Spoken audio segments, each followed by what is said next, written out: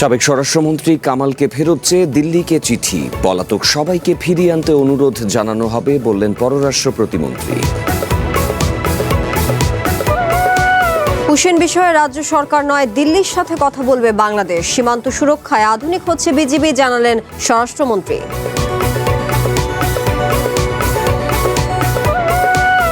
সাবেক সেনা কর্মকর্তা জিয়াউল আহসানের বাড়িতে দুদকের অভিযান, প্রতারণা মামলায় আবারও কারাগারে রিজেন্ট শাহেদ।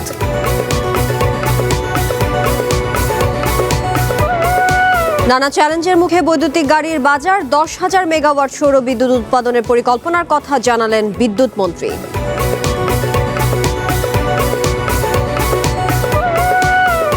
এবং ভারতে ককরোচ জনতা পার্টির পদযাত্রায় পুলিশের লাঠিচার্জ, পার্লামেন্ট এলাকার রণক্ষেত্র, একাধিক এলাকায় মোবাইল ইন্টারনেট বন্ধ।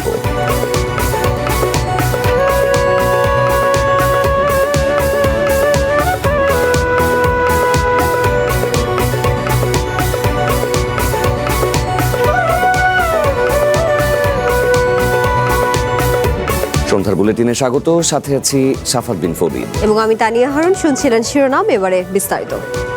জুলাই অভ্যুত্থানে মানবতা বিরোধী অপরাধে মৃত্যুদণ্ড পাওয়া সাবেক স্বরাষ্ট্রমন্ত্রী আসাদুজ্জামান খান কামালকে ফেরত চেয়ে দিল্লিকে চিঠি দিয়েছে ঢাকা।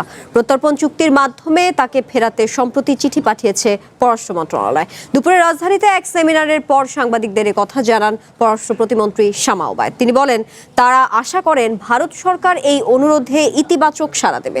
তবে ওই চিঠিতে ক্ষমতাচ্যুত প্রধানমন্ত্রী শেখ হাসিনাকে ফেরত পাঠানোর কথা উল্লেখ নেই। প্রতিমন্ত্রী জানান, ভারতে পলাতক সব আসামিকে ফিরিয়ে আনতে আলাদা আলাদা চিঠি দিচ্ছে বাংলাদেশ সরকার। ২৪ আগস্টের পর ভারতে পলাতক সাবেক প্রধানমন্ত্রী ও স্বরাষ্ট্রমন্ত্রী সহ সব আসামিদের ফেরাতে ভারত সরকারের কাছে চিঠি দিয়ে আসছে বাংলাদেশ। অন্তর্বর্তী সরকারের সময়ে মানবতা বিরোধী অপরাধের মামলায় শেখ হাসিনা ও আসাদুজ্জামান খান কামালের বিরুদ্ধে মৃত্যুদণ্ডের রায় ঘোষণা করে আন্তর্জাতিক অপরাধ ট্রাইব্যুনাল। এরপর থেকেই তাদের দেশে ফিরিয়ে আনার বিষয়টি জোরে সোরে আলোচনায় উঠে আসে। চলে চিঠি আদান প্রদানও। ঢাকার আবেদন খতিয়ে দেখার আশ্বাসও দেয় দিল্লি। দণ্ডিত সাবেক স্বরাষ্ট্রমন্ত্রীকে প্রত্যর্পণ চুক্তির আওতায় ফিরে পেতে আবারও চিঠি দিয়েছে ঢাকা। পররাষ্ট্র প্রতিমন্ত্রী জানান, এবারের চিঠিতে কেবল আসাদুজ্জামান খান কামালের বিষয়টি উল্লেখ করা হয়েছে।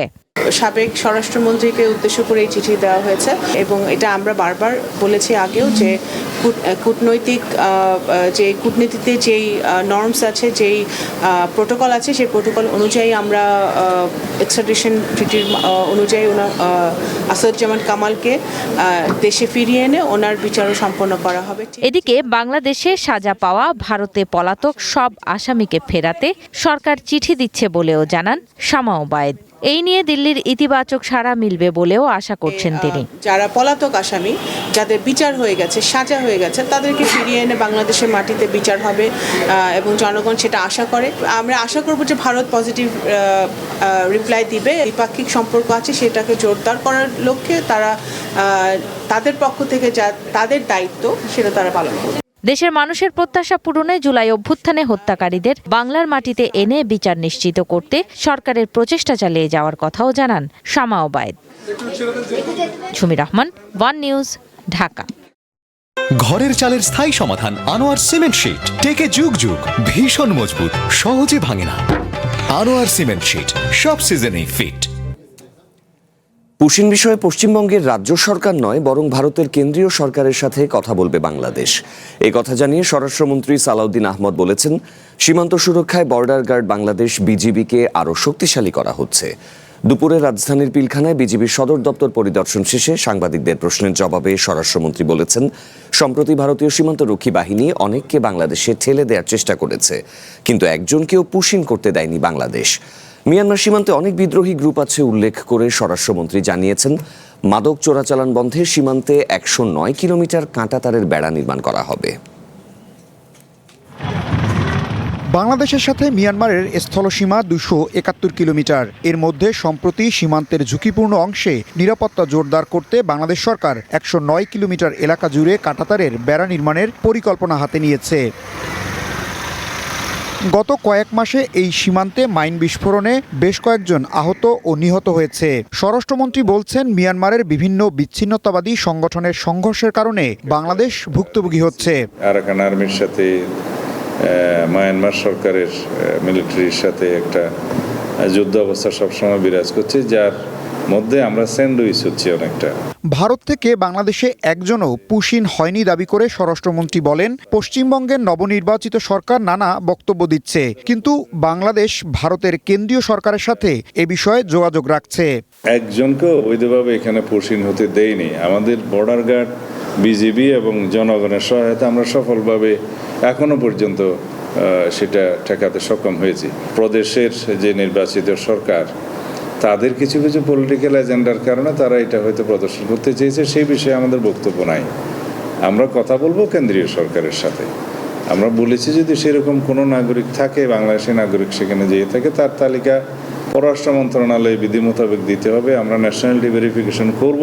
সীমান্ত সুরক্ষা জোরদারে বিজিবিতে জনবল বৃদ্ধি, আধুনিক প্রযুক্তি, যানবাহন, অস্ত্র ও অন্যান্য সরঞ্জাম সংগ্রহের নীতিগত সিদ্ধান্ত নেয়ার কথাও জানান মন্ত্রী। আরও স্ট্রেনথেন করার জন্য বিজিবির জনবল বৃদ্ধি, আমাদের যানবাহন, বিভিন্ন ইকুইপমেন্টস সংগ্রহ করা, অস্ত্র সংগ্রহ করা, এগুলোর বিষয়ে আমরা বিভিন্ন সিদ্ধান্ত নিয়েছি, যেগুলো বিজেপিকে আরও শক্তিশালী করবে। স্বরাষ্ট্রমন্ত্রী আবারও জানান, শহীদ রাষ্ট্রপতি জিয়াউর রহমান হত্যা মামলার আসামি অবসরপ্রাপ্ত মোজাফফর হোসেনের বিচার সেনা আইনেই হবে। সেনা আইনেই বিচার করার জন্য আমরা সেনাবাহিনীর কাছে হস্তান্তর করেছি। ইশতিয়াক ইমন, ওয়ান নিউজ, ঢাকা। বাংলাদেশের সঙ্গে অংশীদারি জোরদার করতে চায় আন্তর্জাতিক শ্রম সংস্থা আইএলও। সকালে সচিবালয়ে প্রধানমন্ত্রী তারেক রহমানের সঙ্গে সাক্ষাতে এই কথা জানান সংস্থার মহাপরিচালক গিলবার্ট এফ হোংবো। প্রধানমন্ত্রীকে দায়িত্ব গ্রহণের জন্য অভিনন্দন জানিয়ে তিনি বলেন, নির্বাচিত সরকারের ওপর আন্তর্জাতিক সংস্থাগুলোর আস্থা বেড়েছে। এ সময় বাংলাদেশে আইএলওর ধারাবাহিক সহযোগিতার জন্য ধন্যবাদ জানান প্রধানমন্ত্রী। বলেন, সরকার শ্রমিকের অধিকার রক্ষায় সর্বোচ্চ গুরুত্ব দিচ্ছে, নিরাপদ কর্মপরিবেশ নিশ্চিতে কাজ চলছে। এ সময় পররাষ্ট্রমন্ত্রী ডক্টর খলিলুর রহমান জাতিসংঘ সাধারণ পরিষদের সভাপতি নির্বাচিত হওয়ায় অভিনন্দন জানান আইএলও মহাপরিচালক। সমালোচনা করলে কেউ গুম হবেন এমন পরিস্থিতি আর নেই, এমন মন্তব্য করেছেন প্রধানমন্ত্রীর রাজনৈতিক উপদেষ্টা রুহুল কবির রিজভী। দুপুরে রাজধানীর উত্তরায় এক আলোচনায় তিনি বলেছেন, জুলাই সনদ বাস্তবায়নে রাজনৈতিক দলগুলো ন্যূনতম সমঝোতা থাকতে হবে। এ সময় গণতন্ত্র বিরোধী শক্তির উত্থানের শঙ্কাও জানিয়েছেন রিজভী। কেউ যদি সরকারের জোরালো সমালোচনা করেন, সে গুম হবেন এই পরিস্থিতি তার নেই। কেউ বিচার বহির্ভূত হত্যার শিকার হবেন, এক্সট্রা জুডিশিয়াল কিলিংয়ের মধ্যে পড়বেন, এই পরিস্থিতি তার নেই। নানা ছিদ্র পথে গণতন্ত্র বিরোধী শক্তির পুনরুত্থান করতে পারে। জুলাই সনদ, এটা নিয়ে সরকার বা সরকারি দল, সরকারের সাথে বিরোধী দলগুলো আলোচনা করে আরও যদি কিছু সেখানে কথা বলার থাকে, কিছু সংযোজন করা থাকে, সেটা করতে অসুবিধা কোথায়? সাবেক সেনা কর্মকর্তা মেজর জেনারেল জিয়াউল আহসানের জলসিঁড়ি আবাসন প্রকল্পের বাড়িতে অভিযান চালিয়েছে দুর্নীতি দমন কমিশন দুদক। বাড়িতে থাকা মালামালের জব্দ তালিকাও করছে দুদকের তদন্ত দল। জ্ঞাত আয় বহির্ভূত সম্পদ অর্জনের অভিযোগে করা মামলার তদন্তের অংশ হিসেবেই সকাল থেকে সাবেক এই সেনা কর্মকর্তার বাড়িতে অভিযান চালায় দুদক। সংস্থাটি জানিয়েছে, বাড়িতে থাকা বিভিন্ন মালামাল যাচাই করে জব্দ তালিকা প্রস্তুত করা হচ্ছে। চলতি বছরের ৭ জানুয়ারি দুদকের আবেদনের পর জ্ঞাত আয় বহির্ভূত সম্পদ অর্জনের মামলায় কারাগারে থাকা জিয়াউল আহসানকে গ্রেফতার দেখানোর আদেশ দেয় আদালত। এর আগে ২০২৪ সালের ১৬ আগস্ট রাজধানীর খিলক্ষেত থেকে তাকে গ্রেফতার করা হয়। গণ অভ্যুত্থান চলাকালে নিউ মার্কেট থানার একটি হত্যা মামলায় গ্রেফতার দেখানোর পর থেকে তিনি কারাগারে রয়েছেন। শেখ হাসিনা সরকারের সময় ন্যাশনাল টেলিকমিউনিকেশন মনিটরিং সেন্টার এনটিএমসির মহাপরিচালকের দায়িত্বে ছিলেন জিয়াউল আহসান। রিজেন্ট গ্রুপের চেয়ারম্যান মোহাম্মদ শাহিদকে কারাগারে পাঠানোর নির্দেশ দিয়েছে আদালত। এর আগে দুপুরে পল্লবী থানায় দায়ের করা একটি ওয়ারেন্টভুক্ত মামলায় তাকে গ্রেপ্তার করে পুলিশ। পরে মোহাম্মদ শাহিদকে সিএমএম আদালতে নেওয়া হলে আদালত তাকে কারাগারে পাঠানোর নির্দেশ দেয়। পরীক্ষা ছাড়াই করোনা সনদ দিয়ে সাধারণ মানুষের সাথে প্রতারণা ও অর্থ হাতিয়ে নেওয়া সহ তার বিরুদ্ধে মোট ৯৬টি মামলা। করোনা মহামারীর সময় 2020 সালে রিজেন্ট হাসপাতালের মাধ্যমে ভুয়া করোনা পরীক্ষার সনদ দেওয়ার অভিযোগে আলোচনায় এসেছিলেন মোহাম্মদ শাহেদ। 2020 সালের 7 জুলাই র্যাব উত্তরায় রিজেন্ট হাসপাতালে অভিযান চালিয়ে বিপুল পরিমাণে ভুয়া করোনা পরীক্ষার রিপোর্ট জব্দ করে। এই ঘটনায় শাহেদ সহ 17 জনের বিরুদ্ধে উত্তরা পশ্চিম থানায় মামলা হয়।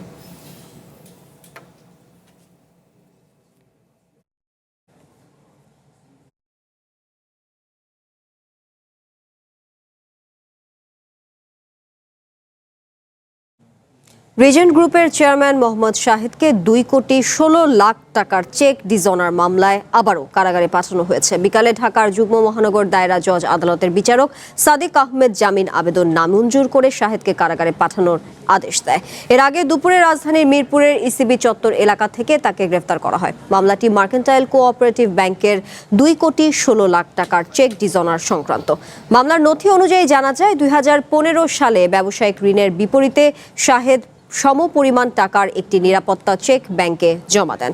পরে ঋণ পরিশোধ না করায় চেকটি ডিজঅনার হলে তার বিরুদ্ধে নেগোশিয়েবল ইনস্ট্রুমেন্ট আইনের 138 ধারায় মামলা করা হয়। বিচার শেষে 2025 সালের 4 এপ্রিল আদালত তাকে 1 বছরের কারাদণ্ড এবং 2,16,00,000 টাকা অর্থদণ্ড দেয়। বর্তমানে সেই সাজা কার্যকরের অংশ হিসেবে তাকে কারাগারে পাঠানো হয়েছে।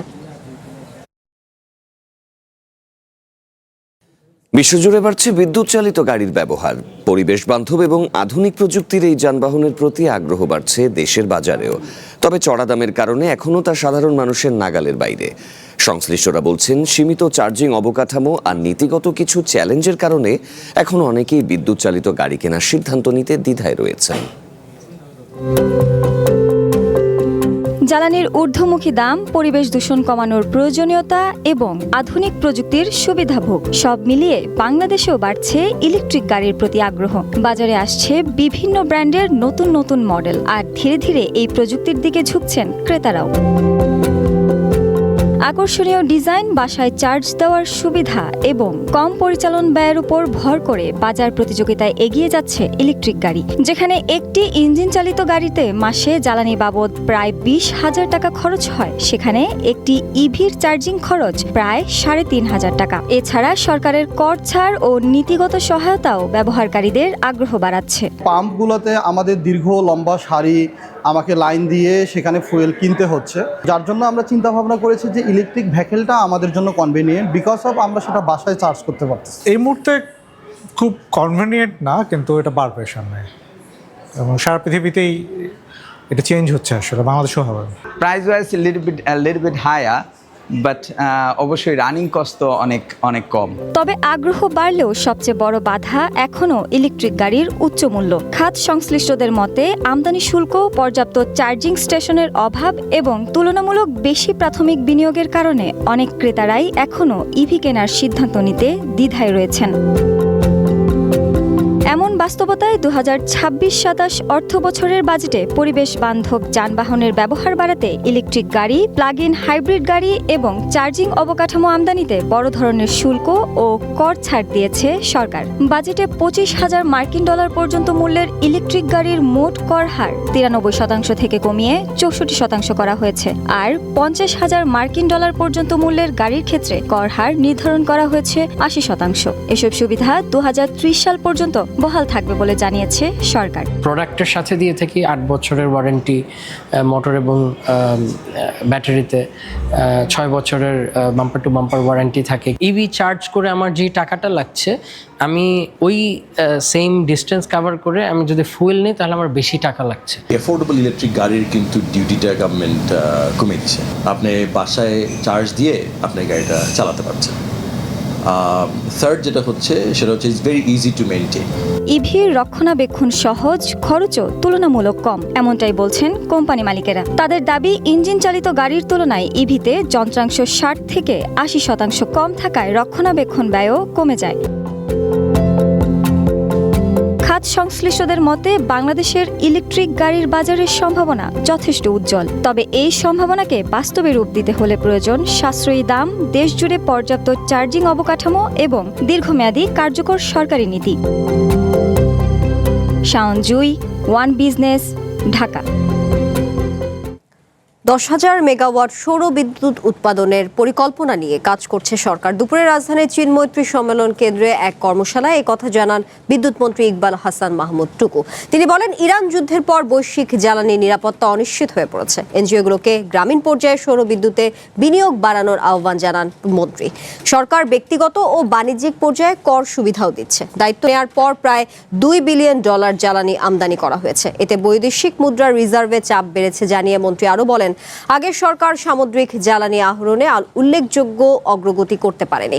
কল্যাণমুখী রাষ্ট্র করতে নবায়নযোগ্য জ্বালানিতে উন্নয়ন সহযোগীদের আরও বিনিয়োগ ও সহযোগিতা প্রয়োজন বলে জানান বিদ্যুৎ মন্ত্রী। আমরা প্ল্যান করছি 10,000 মেগাওয়াট এই আগামী আমাদের টার্মে করব। 10,000 মেগাওয়াট করলে আমার 10,000 মেগাওয়াটের এনার্জি ইম্পোর্ট বন্ধ হবে। আমাদের যে সারপ্লাস টাকাটা হবে সেই টাকাটা আমরা অন্য ডেভেলপমেন্টের খাতে আমরা ব্যবহার করতে পারবো। এবং ইরান ইসরায়েলের যুদ্ধের পরে এনার্জি কোথায় দাঁড়াবে বলা কঠিন। ভারতের ক্ষমতার প্রাণকেন্দ্র নয়াদিল্লিতে বিরল এক বিক্ষোভ দেখল ভারত। সংসদ ভবনমুখী ককরোচ জনতা পার্টি সিজেপির পদযাত্রা রূপ নিয়েছিল জনসমুদ্রে। পুলিশ ও প্যারামিলিটারি বাহিনীর বাধা কাটিয়ে সংসদ ভবনে পৌঁছে যায় বিক্ষোভকারীরা। নিরাপত্তা শঙ্কায় পার্লামেন্ট এলাকা ত্যাগ করেন প্রধানমন্ত্রী নরেন্দ্র মোদী। পুলিশের সাথে ধাওয়া পাল্টা ধাওয়ায় রণক্ষেত্রে পরিণত হয় দিল্লি। বেশ কিছু এলাকায় ইন্টারনেট সংযোগও বন্ধ করে দেয় সরকার। অভূতপূর্ব এক বিক্ষোভ কর্মসূচিতে প্রধানমন্ত্রী নরেন্দ্র মোদীর একচেটিয়া শাসন ব্যবস্থার সামনে নিজেদের শক্তির জানান দিল ককরোচ জনতা পার্টি। সোমবার পূর্ব নির্ধারিত সংসদ ভবনমুখী পদযাত্রা কর্মসূচিতে জাতীয় পতাকা আর ভারতের সংবিধান হাতে সিজেপির সমর্থনের রাস্তায় নামে হাজার হাজার মানুষ। সিজেপির আন্দোলনের মধ্যেই বাদল অধিবেশনের প্রথম দিনে যোগ দেন প্রধানমন্ত্রী নরেন্দ্র মোদী সহ কেন্দ্রীয় সরকারের শীর্ষ নেতারা। এর মধ্যেই পদযাত্রায় অংশ নিতে সোমবার সকাল থেকেই দিল্লির যন্তর মন্তর এলাকায় ভিড় করতে শুরু করে বিক্ষুব্ধ জনতা। গণমাধ্যমের খবর বলছে, প্রশাসনের ধারণার চেয়েও অনেক বেশি মানুষ জড়ো হয় ককরোচ পার্টির কর্মসূচিতে, যাদের বেশিরভাগই শিক্ষার্থী। বিক্ষোভে 20,000-এর বেশি ছাত্র যুবক অংশ নেয় বলে জানাচ্ছে স্থানীয় গণমাধ্যমগুলো। নজিরবিহীন বিক্ষোভ ঠেকাতে মোতায়েন করা হয় পুলিশ ও প্যারামিলিটারি বাহিনী। তবে বাধা কাটিয়ে দুপুরেই সংসদ ভবনে পৌঁছে যান বিক্ষোভকারীরা। নিরাপত্তার শঙ্কায় দুপুর নাগাদ পার্লামেন্ট এলাকা ত্যাগ করেন প্রধানমন্ত্রী নরেন্দ্র মোদী। এর পরপরই পার্লামেন্ট ভবনে প্রবেশের মূল ফটকগুলো বন্ধ করে দেওয়া হয়। দিল্লির বেশ কিছু জায়গায় ইন্টারনেট সংযোগ বন্ধ রাখা হয়। বিশৃঙ্খলা তৈরি হয় মেট্রো স্টেশনগুলোতে। জারি রাখা হয় 163 ধারা। পুলিশি বাধা ভেঙে সংসদের দিকে এগিয়ে যায় সিজেপি সমর্থকদের একটি অংশ। স্বৈরাচার চলবে না বলে প্রতিবাদী স্লোগান দেন ককরোচ জনতা পার্টির প্রতিষ্ঠাতা অভিজিৎ দীপকে। তাদের ঠেকাতে লাঠিচার্জ করে পুলিশ। ছোড়া হয় কাঁদানে গ্যাস। রণক্ষেত্রে পরিণত হয় সংসদ ভবন এলাকা। পুলিশের লাঠির সামনে বুক চিতিয়ে দাঁড়ান অনেকে। এ সময় বেশ কয়েকজন বিক্ষোভকারীকে আটক করে পুলিশ। সিজেপির প্রতিষ্ঠাতা অভিজিৎ দীপকে আটক হয়েছেন বলে গুঞ্জন উঠলেও পরে দলটি ও পুলিশের পক্ষ থেকে সেই দাবি নাকচ করা হয়। আন্দোলনের মধ্যেই মোদী সরকারের তরফে আন্দোলনকারীদের সাথে যোগাযোগ করা হয়। সোনম ওয়াংচুককে হাসপাতাল থেকে মুক্তি, কেন্দ্রীয় শিক্ষামন্ত্রী ধর্মেন্দ্র প্রধানের তাৎক্ষণিক পদত্যাগ এবং নিট পরীক্ষার জেরে আত্মহত্যা করা শিক্ষার্থীদের ক্ষতিপূরণের দাবি নিয়ে কেন্দ্রীয় সরকারের মন্ত্রী জেপি নড্ডার সাথে বৈঠক করেন সিজেপি নেতারা। দাবির বিষয়ে সিদ্ধান্ত না জানিয়ে আন্দোলন থেকে সরে যেতে দলটির প্রতি আহ্বান জানান কেন্দ্রীয় এই মন্ত্রী।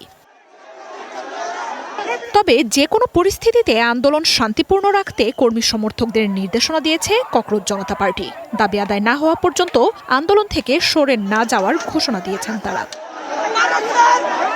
গত মে মাসে বিদ্রুপ থেকে প্রতিষ্ঠা পাওয়া ককরোচ পার্টির হয়ে মোদী সরকারের বিরুদ্ধে ছাত্র জনতার এই বিক্ষোভ ব্যাপক সাড়া ফেলেছে আন্তর্জাতিক গণমাধ্যমগুলোতে। বিক্ষোভ দমনে সরকারের ইন্টারনেট বন্ধ, আন্দোলনে দমনপীড়নের বিরুদ্ধে এরই মধ্যে তৈরি হয়েছে ব্যাপক সমালোচনা। মার্জিয়া উপমা, ওয়ান ইন্টারন্যাশনাল ডেস্ক। এদিকে জম্মু কাশ্মীরের রাজ্যের মর্যাদা পুনর্বহালের দাবিতে দিল্লিতে বিক্ষোভ করেছেন মুখ্যমন্ত্রী ওমর আবদুল্লাহ এবং তার বাবা সাবেক মুখ্যমন্ত্রী ফারুক আবদুল্লাহ। সোমবার একাধিক মন্ত্রী ও বিধায়ককে সঙ্গে নিয়ে তারা দিল্লির রাজপথে নামেন। মিছিলটি যন্তর মন্তরের দিকে এগোতে চাইলে পুলিশ তাদের বাধা দেয়। ছত্রভঙ্গ করতে ব্যবহার করা হয় টিয়ার শেল। বাধা পেলেও তাদের দমানো সম্ভব নয় বলে সামাজিক মাধ্যমে এক বার্তায় জানান ওমর আবদুল্লাহ। বলেন, অধিকার ও আত্মমর্যাদা ফেরত পাওয়ার এই সংগ্রাম কেবল শুরু। 2019 সালের আগস্টে সংবিধানের 370 অনুচ্ছেদ বাতিল করে জম্মু কাশ্মীরের বিশেষ মর্যাদা প্রত্যাহার করে নেয় ভারতের কেন্দ্রীয় সরকার। একই সঙ্গে রাজ্যটিকে ভেঙে দুটি কেন্দ্রশাসিত অঞ্চলে পরিণত করা হয়।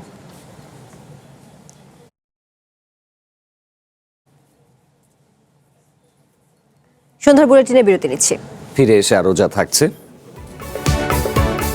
সিলেট সরকারি শিশু পরিবার বালক শাখায় উচ্ছেদ আতঙ্ক, 1.5 বছরে আশ্রয় হারিয়েছে 83 শিশু।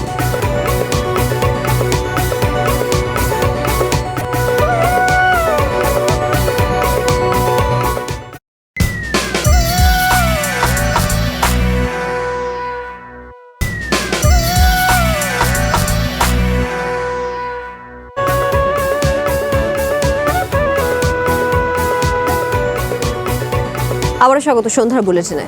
যাচ্ছি পরের খবরে। আঞ্চলিক সহযোগিতা বৃদ্ধি এবং সমৃদ্ধি অর্জনে সার্ক ও বিমস্টেকের পাশাপাশি কাজ করতে পারে, এমনটাই মনে করেন পররাষ্ট্র প্রতিমন্ত্রী শামা ওবায়েদ। বিমস্টেকের 3 দশক উপলক্ষে রাজধানীতে এক সেমিনারে তিনি এই মন্তব্য করেন। যদিও সার্ক ও বিমস্টেককে এক করে না দেখার পরামর্শ দিয়েছেন বিমস্টেকের সেক্রেটারি জেনারেল। তিনি জানিয়েছেন আগামী অক্টোবরে দিল্লিতে বিমস্টেকের বৈঠক হবে। বঙ্গোপসাগরকে কেন্দ্র করে বহু খাতের কারিগরি ও অর্থনৈতিক সহযোগিতা উদ্যোগ বিমস্টেকের 3 দশক সমৃদ্ধি অর্জনে আঞ্চলিক সহযোগিতা বাড়াতে করণীয় বিষয়ে রাজধানীর বীজ কার্যালয়ে এই সেমিনার, যেখানে উঠে আসে আঞ্চলিক সহযোগিতা বাড়াতে সদস্য রাষ্ট্রগুলোর ভূমিকা এবং ভবিষ্যৎ সম্ভাবনার নানা দিক। নিরাপত্তা, পর্যটন, বাণিজ্য, বিনিয়োগ সহ বিভিন্ন খাতে বিমস্টেকের নানা কর্মকাণ্ড নিয়ে প্রতিবেদন তুলে ধরেন সংস্থার সেক্রেটারি জেনারেল ইন্দ্রমণি পাণ্ডে। বিমস্টেককে সার্কের সাথে তুলনা না করার পরামর্শ দিয়ে তিনি জানান, যেহেতু ভারত নিরাপত্তা খাতের নেতৃত্ব দিচ্ছে, তাই প্রথম বৈঠকটি আগামী অক্টোবরে নয়াদিল্লিতে হবে। বিমস্টেক তার সকল সদস্য রাষ্ট্রের কাছ থেকে রাজনৈতিক সমর্থন লাভ করে আসছে এবং এটি রাজনৈতিক সমস্যাগুলো থেকে দূরে থেকে বাস্তবমুখী সহযোগিতায় যুক্ত থাকার বিষয়ে মনোনিবেশ করছে। আমরা সংস্কার ও পুনরুজ্জীবিতকরণের একটি প্রক্রিয়ার মধ্যে দিয়ে যাচ্ছি এবং আমি বিশ্বাস করি যে আগামী বছরগুলোতে একটি দক্ষ, কার্যকর এবং গতিশীল আঞ্চলিক সংস্থা হিসেবে আত্মপ্রকাশ করবে। এক্ষেত্রে আপনাদের সহযোগিতা প্রয়োজন। আমার মনে হয় বিমস্টেককে সার্কের সঙ্গে তুলনা করা ঠিক নয়, কেননা দুটি সংস্থার সনদ ভিন্ন এবং তারা ভিন্ন উপায়ে পরিচালিত হয়। বিমস্টেককে সম্ভাবনাময় ফোরাম থেকে কার্যকরী আঞ্চলিক সহযোগিতার একটি প্ল্যাটফর্মে রূপান্তরিত করার উপর জোর দেন পররাষ্ট্র প্রতিমন্ত্রী শামা ওবায়েদ। তিনি মনে করেন সার্ক ও বিমস্টেক পাশাপাশি কাজ করতে পারে। বিমস্টেকে যে দেশগুলো আছে সেগুলো অনেকগুলো দেশ সার্ক ভুক্ত সার্ক প্ল্যাটফর্মে নেই। তো অবশ্যই এটা পরিষ্কার যে সার্ক এবং বিমস্টেক দুটোই একটা আরেকটাকে কমপ্লিমেন্ট করে এবং দুটোই কোএক্সিস্ট করতে পারে এবং সার্ক এবং বিমস্টেক দুটি প্ল্যাটফর্মের মাধ্যমে আমরা বাংলাদেশ এবং আমাদের এই অঞ্চলের দেশগুলোর এবং মানুষের ভাগ্য উন্নয়ন সম্ভব। বাণিজ্য, যোগাযোগ, সমুদ্রের নীল অর্থনীতি, নিরাপত্তা সহ প্রাতিষ্ঠানিক এবং আঞ্চলিক অগ্রগতির ওপর জোর দেন পররাষ্ট্র প্রতিমন্ত্রী। BIMSTEC should therefore deepen practical cooperation in maritime security. Jhumi Rahman, one news, Dhaka. হামের উপসর্গে আরও 5 শিশুর মৃত্যু হয়েছে। গত 15 মার্চ থেকে এই পর্যন্ত সারা দেশে হাম ও হামের উপসর্গ নিয়ে 793 শিশু মারা গেছে। স্বাস্থ্য অধিদপ্তর প্রতিবেদনে এই তথ্য জানানো হয়েছে। প্রতিবেদনে বলা হয়, গত একদিনে হাম ও হামের উপসর্গ নিয়ে আক্রান্ত হয়েছে 1069টি শিশু। এর মধ্যে হামের উপসর্গে 922 এবং নিশ্চিত হামে 147 জন রয়েছে। সবশেষে একদিনে 889টি শিশু নতুন করে হাসপাতালে ভর্তি হয়েছে, আর হাসপাতাল থেকে ছাড়া পেয়েছে 1011 শিশু। গত 15 মার্চ থেকে এখন পর্যন্ত হামের রোগীর সংখ্যা 1,33,148 জন।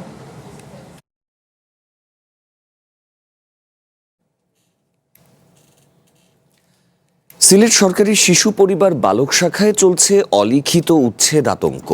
মাত্র 1.5 বছরে আশ্রয় হারিয়েছে 83 শিশু। অভিযোগ উঠেছে, নতুন ভবন নির্মাণের ধীরগতি আর আবাসন সংকট ঢাকতেই নিয়ম ভেঙে শিশুদেরকে বের করে দেয়া হচ্ছে।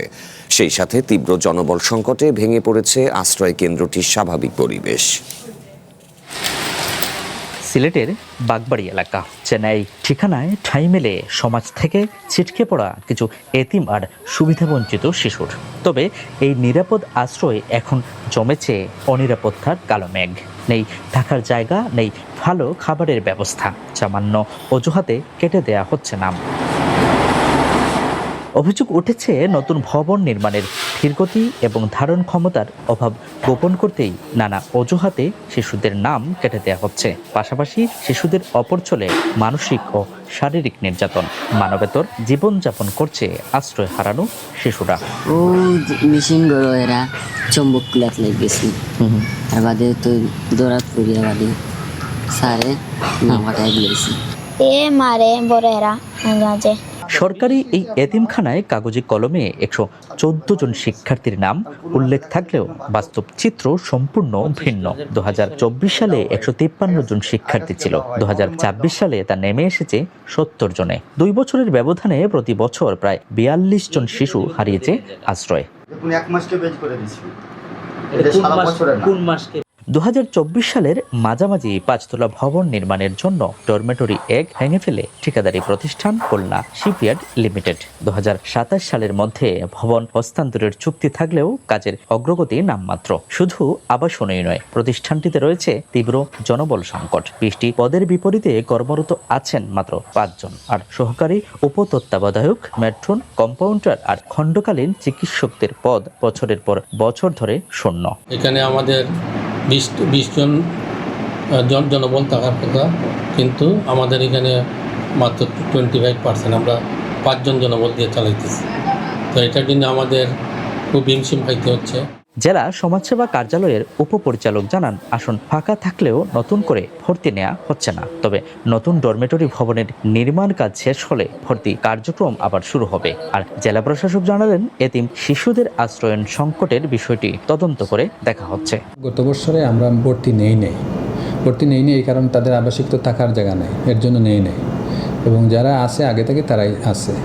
নতুন বিল্ডিং ডরমেটরি হওয়ার পরে আমরা ভর্তি নেব। দ্রুত ডরমেটরি নির্মাণ ও শূন্য পদে নিয়োগ না দেয়া হলে এই শিশুরা চরম ঝুঁকির মুখে পড়বে বলে মনে করছেন সচেতন মহল। M A Qayyum, one news, Sylhet.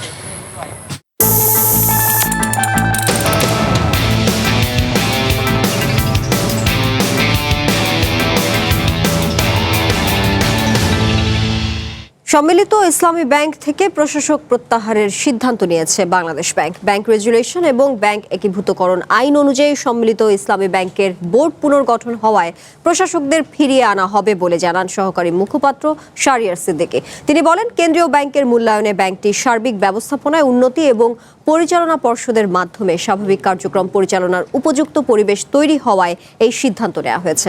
তবে প্রয়োজনীয় তদারকি ও নিয়ন্ত্রক নজরদারি আগের মতোই অব্যাহত থাকবে। বর্তমান প্রশাসকরা অস্থায়ী দায়িত্ব পালন করছেন। নতুন সম্মিলিত ইসলামী ব্যাংকের বোর্ডের কাছে দায়িত্ব হস্তান্তর শেষ হলে তাদের ফিরিয়ে আনা হবে। ইতিমধ্যে এই সম্মিলিত ইসলামী ব্যাংকের বোর্ড গঠন করা হয়েছে এবং বোর্ডের জন্য পরিচালক চেয়ারম্যান নিযুক্ত হয়ে গেছেন। ব্যাংকের জন্য ব্যবস্থাপনা পরিচালক চিফ এক্সিকিউটিভ অফিসারও নিয়োগ দেওয়া হয়েছে। সুতরাং তারা কাজ শুরু করেছেন। যেহেতু তারা যখন কাজ শুরু করবেন তখন আমরা এই ধীরে ধীরে বাংলাদেশ ব্যাংক তার পর্যবেক্ষকগুলো তুলে নিয়ে আসবে। সন্ধ্যার বুলেটিনে আবারও বিরতি নিচ্ছি। ফিরে এসে আরও যা থাকছে। শিশু ধর্ষণ ও হত্যা মামলায় 3 জেলায় 3 জনের মৃত্যুদণ্ড, দ্রুত রায় কার্যকরের দাবি স্বজনদের।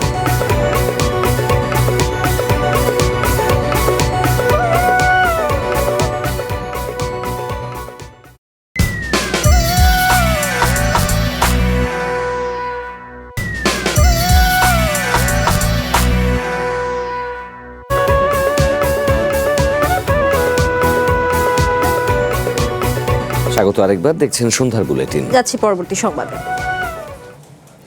মশা নিধনে বর্তমানে ব্যবহৃত প্রযুক্তিগুলো প্রত্যাশিত ফল দিচ্ছে না, তবে দেশীয় রাসায়নিক ব্যবহার করে উদ্ভাবিত প্রযুক্তির সম্ভাবনাময় বলে মন্তব্য করেছেন স্থানীয় সরকার মন্ত্রী মির্জা ফখরুল ইসলাম আলমগীর। সকালে রাজধানী ইঞ্জিনিয়ার্স ইনস্টিটিউশনে মশা নিয়ন্ত্রণ প্রযুক্তি বিষয়ক এক অনুষ্ঠানে তিনি এসব কথা বলেন। মন্ত্রী জানান, সরকার ও সিটি কর্পোরেশন পরীক্ষামূলকভাবে এই প্রযুক্তি ব্যবহার করলে ইতিবাচক ফল পাওয়া সম্ভব। তিনি বলেন, মশার প্রজনন স্থল চিহ্নিত ও পরিষ্কার পরিচ্ছন্ন রাখতে ইতোমধ্যে সরকারের পক্ষ থেকে একটি ট্রাস্ট বোর্ড গঠন করা হয়েছে। দেশীয় প্রযুক্তি ব্যবহারের মাধ্যমে আমদানি নির্ভরতা কমবে এবং এতে দেশ অর্থনৈতিকভাবে লাভবান হবে।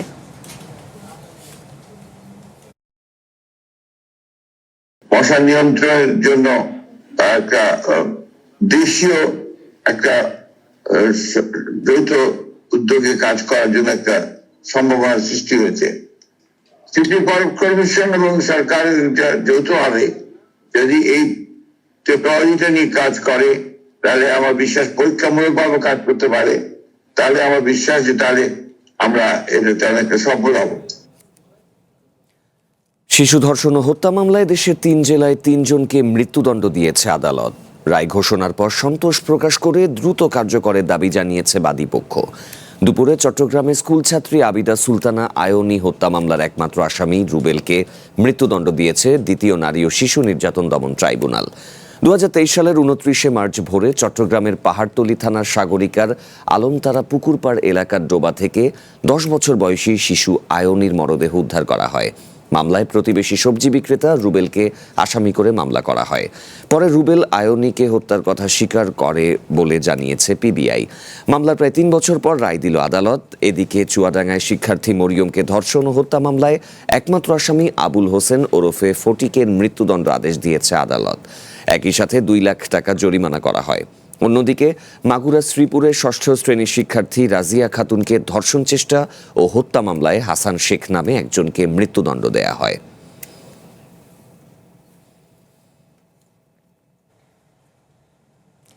উগ্রবাদী সংগঠনের সাথে সম্পৃক্ততার অভিযোগে কাতার যাওয়ার সময় হযরত শাহজালাল আন্তর্জাতিক বিমানবন্দর থেকে গ্রেফতার মামুন হোসেনকে 3 দিনের রিমান্ডে পাঠিয়েছে আদালত।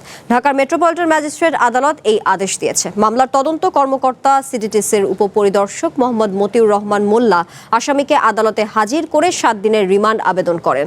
শুনানি শেষে আদালত 3 দিনের রিমান্ড মঞ্জুর করে। তদন্তে মোবাইল ফোন, ডিজিটাল ডিভাইস ও সামাজিক মাধ্যমের তথ্য যাচাই, সম্ভাব্য সহযোগী, অর্থের উৎস, বিদেশে যাওয়ার উদ্দেশ্য এবং অভিযোগ সংশ্লিষ্ট অন্যান্য তথ্য উদ্ঘাটনের প্রয়োজনীয়তার কথা জানায় পুলিশ। মামুন হোসেনের বাড়ি মুন্সিগঞ্জের টঙ্গীবাড়িতে। আদালতের নথি অনুযায়ী তার বিরুদ্ধে এর আগেও সন্ত্রাস বিরোধী আইনে একাধিক মামলা বিচারাধীন রয়েছে।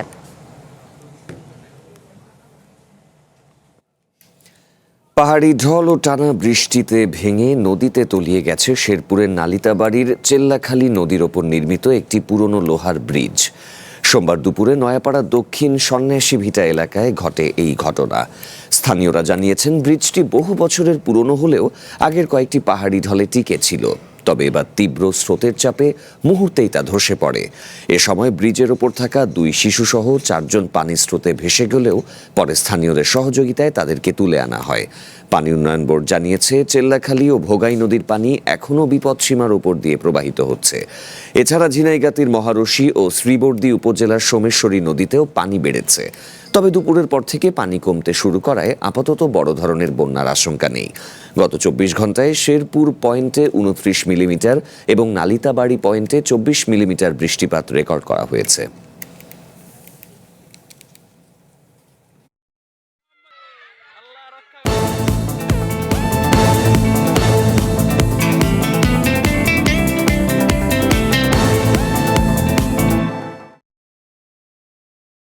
পর্যায়ক্রমে সারা দেশে ফ্যামিলি কার্ড কার্যক্রম সম্প্রসারণের পরিকল্পনা ও বাস্তবায়ন কৌশল নিয়ে বৈঠক করেছেন প্রধানমন্ত্রী। সোমবার সচিবালয়ের মন্ত্রিপরিষদ বিভাগে অনুষ্ঠিত বৈঠকে বিএনপির নির্বাচনী ইশতেহারে ঘোষিত এই কর্মসূচির অগ্রগতি এবং বাস্তবায়নের রূপরেখা নিয়ে আলোচনা হয়। বৈঠকে ধাপে ধাপে সারা দেশে ফ্যামিলি কার্ড কার্যক্রম সম্প্রসারণের বাস্তবসম্মত পরিকল্পনা, আধুনিক প্রযুক্তির ব্যবহার এবং সংশ্লিষ্ট মন্ত্রণালয় ও সংস্থাগুলোর মধ্যে সমন্বয় করার উপর গুরুত্ব দেন প্রধানমন্ত্রী।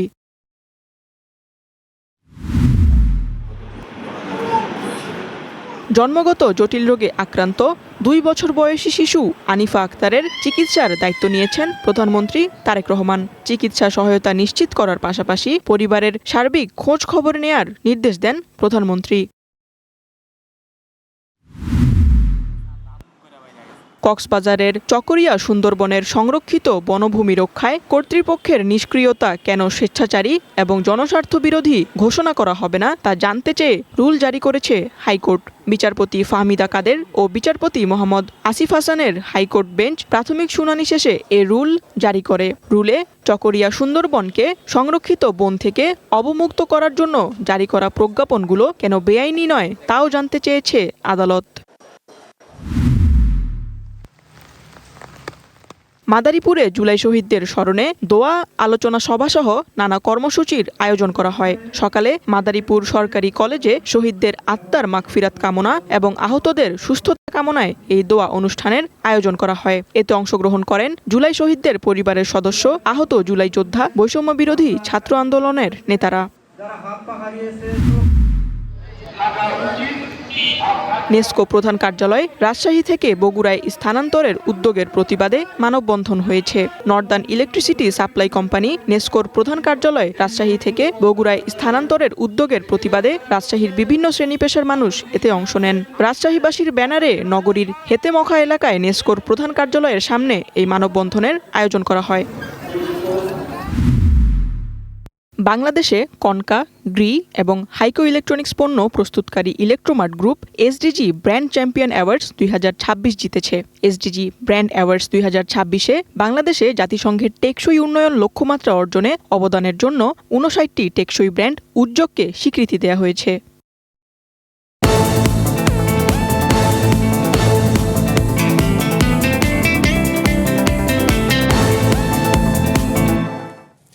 সন্ধ্যার বুলেটিনে আবারও নিচ্ছে বিরতি। ফিরে এসে আরও থাকছে।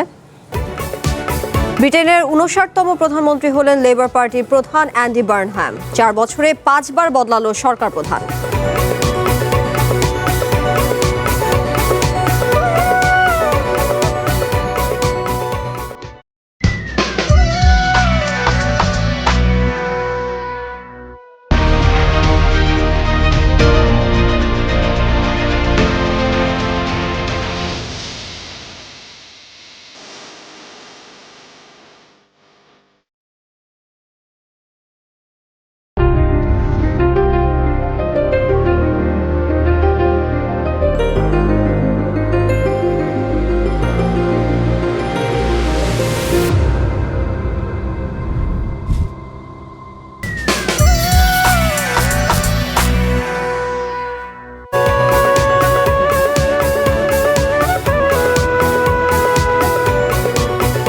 আবার স্বাগত সন্ধ্যার বুলেটিনে।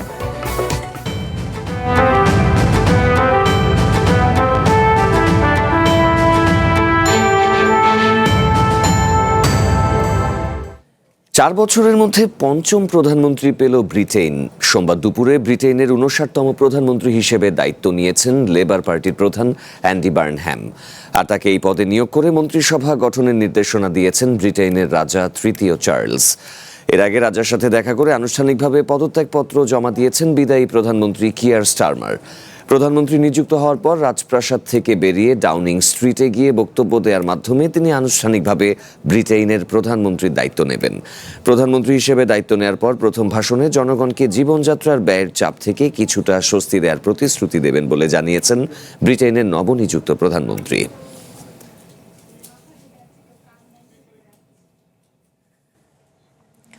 ইরানে 5টি শহর ও 2টি গুরুত্বপূর্ণ বন্দরে রাতভর হামলা চালিয়েছে আমেরিকা। ক্ষতিগ্রস্ত হয়েছে পরমাণু স্থাপনা।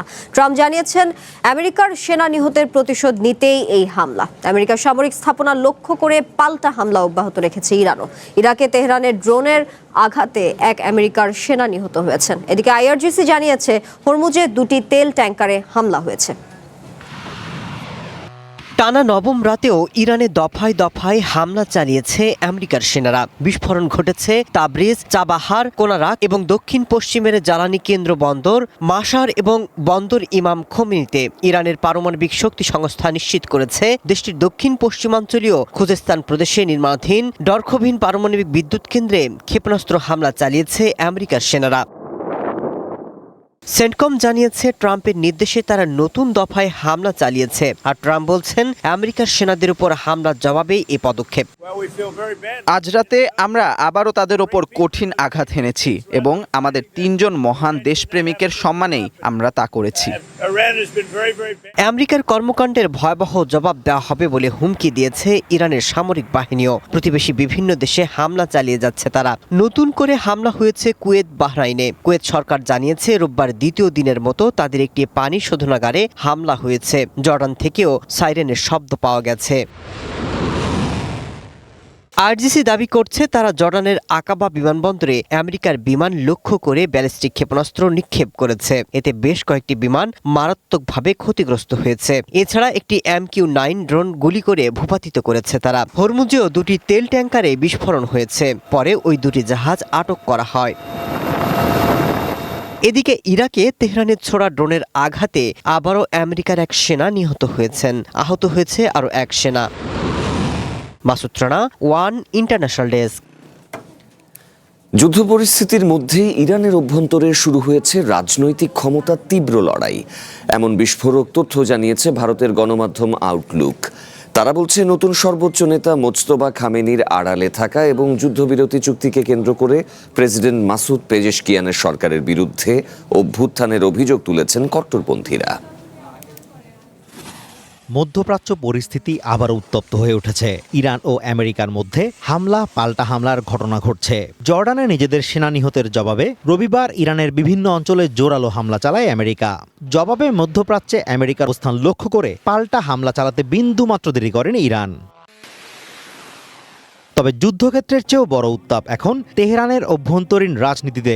ভারতীয় সংবাদ মাধ্যম আউটলুক বলছে প্রয়াত সর্বোচ্চ নেতা আয়াতুল্লাহ আলী খামেনির জানাজাকে কেন্দ্র করে প্রকাশ্যে এসেছে ইরানের অভ্যন্তরীণ ক্ষমতার কোন্দল। ওয়াশিংটনের সাথে যুদ্ধবিরতি চুক্তি করায় প্রেসিডেন্ট মাসুদ পেজেশকিয়ান এবং পররাষ্ট্রমন্ত্রী আব্বাস আরাকচির বিরুদ্ধে ক্ষোভে ফেটে পড়েছেন কট্টরপন্থীরা। জানা যায় পররাষ্ট্রমন্ত্রীর গাড়ি লক্ষ্য করে ইট পাটকেল ছোড়ার ঘটনাও ঘটেছে। নতুন সর্বোচ্চ নেতা হিসেবে মোজতবা খামেনির নাম ঘোষণার পর থেকেই তিনি রয়েছেন সম্পূর্ণ অন্তরালে। আর এই সুযোগে প্রেসিডেন্ট পেজেশকিয়ান এবং প্রধান মধ্যস্থতাকারী মোহাম্মদ বাঘের গালিবাফ দেশটিতে এক প্রকার রাজনৈতিক অভ্যুত্থান চালাচ্ছেন বলে অভিযোগ ইরানের পার্লামেন্টের কট্টরপন্থী সদস্যদের। তাদের দাবি পার্লামেন্ট ও সর্বোচ্চ নেতাকে পাশ কাটিয়ে জাতীয় নিরাপত্তা কাউন্সিলের মাধ্যমে দেশ চালানো হচ্ছে। আমেরিকার প্রেসিডেন্ট ডোনাল্ড ট্রাম্প ইরানের এই অভ্যন্তরীণ বিভেদকে মারাত্মক ফাটল বলে আখ্যা দিলেও বিশ্লেষকদের মতে নিষেধাজ্ঞা প্রত্যাহার ও হরমুজ প্রণালীর নিয়ন্ত্রণ ধরে রাখার প্রশ্নে এখনও একজোট তেহরান। তবে বৈশ্বিক জ্বালানি সরবরাহের অন্যতম প্রধান রুট হরমুজ প্রণালীকে কেন্দ্র করে যেভাবে দুপক্ষ মুখোমুখি অবস্থান নিয়েছে তাতে যে কোনো সময় মধ্যপ্রাচ্যে মহাবিপর্যয় নেমে আসার আশঙ্কা তৈরি হয়েছে। Azimur Rashid Kanak, one international desk. এবারে কনফিডেন্স সিমেন্টের সৌজন্যে বিশ্বকাপ ফুটবলের খবর।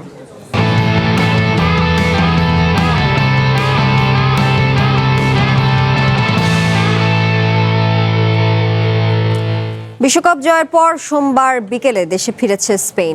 আর্জেন্টিনাকে হারিয়ে সোনালী ট্রফি জয়ীদের সংবর্ধনা দিতে প্রস্তুত হচ্ছে স্পেনের রাজধানী মাদ্রিদ। 16 বছর পর বিশ্বকাপ জয়, আরও একবার ফুটবল বিশ্বসেরার মুকুট জিতে দেশে পৌঁছেছে লামিন ইয়ামাল, রদ্রি, কুবারসিরা। 2010 সালের পর দ্বিতীয়বারের মতো চ্যাম্পিয়নের খেতাব অর্জন করায় লুই দে লা ফুয়েন্তের দল দেশে ফেরার পর সমর্থকদের মধ্যে দেখা গেছে বাঁধ ভাঙা উল্লাস। সংবর্ধনার অংশ হিসেবে স্পেন ফুটবল দল প্রথমে রাজপ্রাসাদের রাজা ও প্রধানমন্ত্রীর সঙ্গে সাক্ষাৎ করবেন। এরপর ছাদ খোলা বাসে করে পুরো মাদ্রিদ শহর ঘুরে চ্যাম্পিয়ন প্যারেড করার কথা রয়েছে তাদের। বিশ্বকাপ ফুটবলের ফাইনালে অপ্রতিরোধ্য স্পেনের কাছে 1-0 গোলে হেরে গেছে আর্জেন্টিনা। এই হারের পর বুয়েনোস আইরেসের ওবেলিস্ক চত্বরে জড়ো হন সমর্থকরা। এ সময় তাদের একটি অংশ সহিংসতায় জড়িয়ে পড়ে। পুলিশের ওপর পাথর ও বোতল ছোড়ে তারা।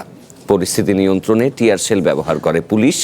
এদিকে আর্জেন্টিনা রানার আপ হওয়াকেই উদযাপন করতে জাতীয় ছুটির ঘোষণার সিদ্ধান্ত নিয়েছেন দেশটির প্রেসিডেন্ট হাভিয়ের মিলেই। রেফারির শেষ বাঁশি বাজতেই স্তব্ধ হয়ে যায় পুরো বুয়েনস আইরেস। স্পেনের কাছে 1-0 গোলের এই হার যেন কোনোভাবেই মেনে নিতে পারছিলেন না ওবেলিক্স চত্বরে জড়ো হওয়া লাখো সমর্থক। কান্নার রোল আর হতাশা রূপ নেয় চরম উত্তেজনায়। রবিবার রাতে সেই উৎসবের আমেজ মুহূর্তেই বদলে যায় এক রণক্ষেত্রে। খেলা শেষ হওয়ার কিছুক্ষণ পর সমর্থকদের একটি বড় দল উগ্র হয়ে ওঠে। কর্তব্যরত পুলিশ সদস্যদের লক্ষ্য করে এলোপাথারি পাথর ও কাঁচের বোতল ছুড়তে শুরু করে তারা। পরিস্থিতি নিয়ন্ত্রণে আনতে পুলিশও পাল্টা আক্রমণে যায়। দুই পক্ষের এই ধাওয়া পাল্টা ধাওয়ায় পুরো এলাকায় ছড়িয়ে পড়ে আতঙ্ক। সংঘর্ষের কারণে ওই এলাকার প্রধান সড়কগুলোতে যান চলাচল সম্পূর্ণ বন্ধ করে দেয়া হয়। বন্ধ হয়ে যায় আশেপাশের দোকানপাটও। তবে এই সহিংসতায় কতজন আহত হয়েছেন কিংবা পুলিশ কতজনকে আটক করেছে সে বিষয়ে প্রশাসনের পক্ষ থেকে এখনো আনুষ্ঠানিকভাবে কিছু জানানো হয়নি। ওদিকে মাঠের লড়াইয়ে বিশ্বজয় না হলেও দলের রানার্স আপ হওয়ার অর্জনকেও খাটো করে দেখছেন না আর্জেন্টিনার সাধারণ মানুষ ও সরকার। পরাজয়ের গ্লানি মুছে দিতে এবং ফুটবলারদের অক্লান্ত পরিশ্রমকে সম্মান জানাতে এক অনন্য উদ্যোগ নিয়েছেন দেশটির প্রেসিডেন্ট হাভিয়ের মিলেই। তিনি জানান, এই অর্জনকে উদযাপন করতে পুরো দেশে একদিনের জাতীয় ছুটি ঘোষণা করবে তার সরকার। তবে এই ছুটির দিনটি কবে হবে তা এখনও নির্দিষ্ট করা হয়নি। ফুটবলার এবং কোচিং স্টাফরা দেশে ফেরার পর তারা কবে নাগাদ সাধারণ মানুষের সাথে এই উদযাপনে অংশ নিতে চান তাদের সেই সিদ্ধান্তের উপর ভিত্তি করেই ছুটির দিনটি চূড়ান্ত করা হবে বলে জানায় কর্তৃপক্ষ। H A. Mataullah, one international desk.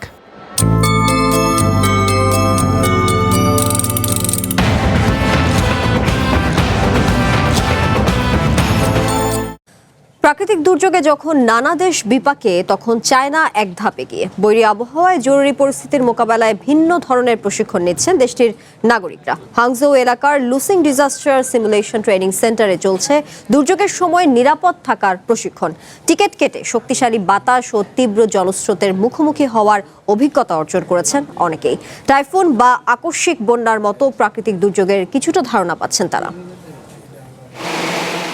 Typhoon কিংবা ঘূর্ণিঝড়ের মতো পরিস্থিতি মোকাবিলার বিষয়ে প্রশিক্ষণে ভিন্ন উদ্যোগ নিয়েছে চায়না। দেশটির পূর্বাঞ্চলের হাংজৌ শহরে লুসিং ডিজাস্টার সিমুলেশন ট্রেনিং সেন্টারে তীব্র বাতাস ও জলস্রোতের মতো পরিবেশ তৈরি করে প্রশিক্ষণ দেওয়া হচ্ছে। আর অর্থ খরচ করে অনেকেই এই প্রশিক্ষণ নিচ্ছেন। প্রতিদিন ১৬০০ ইউয়ান খরচে এই প্রশিক্ষণ কেন্দ্রে টাইফুন বা আকস্মিক বন্যার মতো প্রাকৃতিক দুর্যোগের বাস্তব অনুভূতি দেয়া হয়। প্রশিক্ষণের সময় নিরাপত্তার স্বার্থে অংশগ্রহণকারীদের ওয়েটস্যুট ও হেলমেট পরতে হয়। পাশাপাশি সেখানে একজন প্রশিক্ষক সবসময় উপস্থিত থাকেন।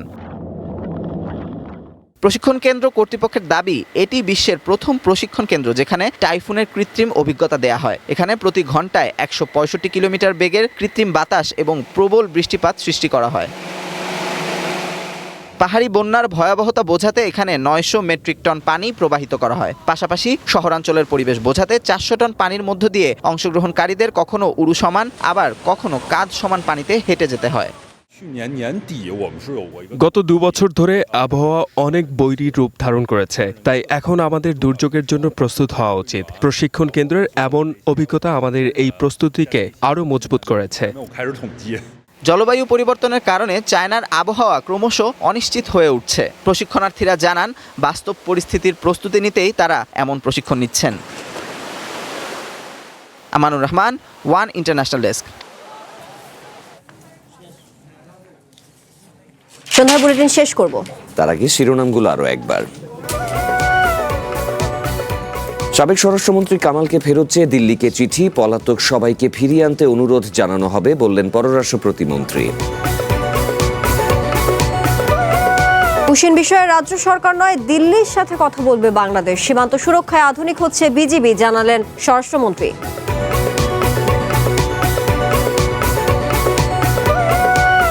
সাবেক সেনা কর্মকর্তা জিয়াউল হাসানের বাড়িতে দুদকের অভিযান, প্রতারণা মামলায় আবারও কারাগারে রিজেন্ট শাহেদ।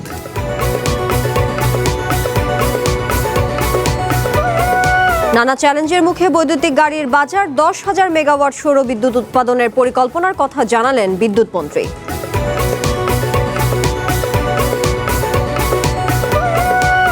এবং ভারতে ককরোচ জনতা পার্টির পদযাত্রায় পুলিশের লাঠিচার্জ, পার্লামেন্ট এলাকার রণক্ষেত্র, একাধিক এলাকায় মোবাইল ইন্টারনেট বন্ধ।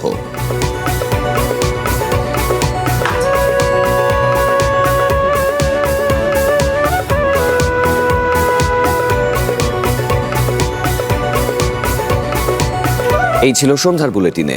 যুক্ত থাকুন আমাদের ফেসবুক পেজ এবং ইউটিউব চ্যানেল সহ অন্যান্য সোশ্যাল মিডিয়া লিঙ্কগুলোতে। চ্যানেল ওয়ানের সাথে থাকুন।